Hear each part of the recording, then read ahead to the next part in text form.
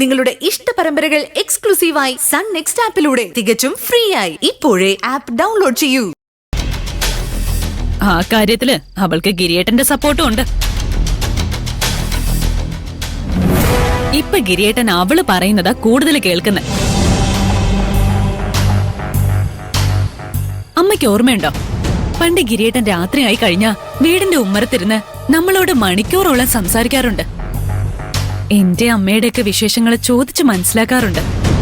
എത്ര തിരക്കുണ്ടെങ്കിലും ഗിരിയേട്ടൻ അതിന് സമയം കണ്ടെത്താറുണ്ട്.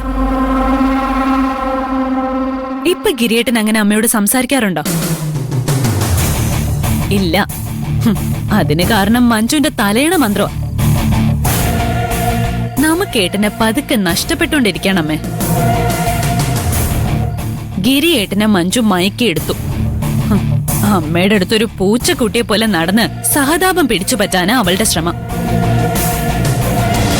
ഇങ്ങനെ പോയാ അധികം വൈകാതെ ഈ വീടിന്റെ അധികാരം അവള് പിടിച്ചെടുക്കും. അമ്മ കൂടുതൽ അയവ് കാണിക്കുന്നോറും മഞ്ജു തലയിൽ കയറി നിരങ്ങും.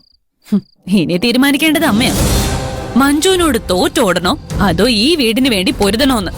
ഈ വീടും കുടുംബവും പടുത്തുയർത്തിയതിൽ എന്റെയും ഒരുപാട് കണ്ണീരും വിയർപ്പും ഒഴുകിയിട്ടുണ്ട്.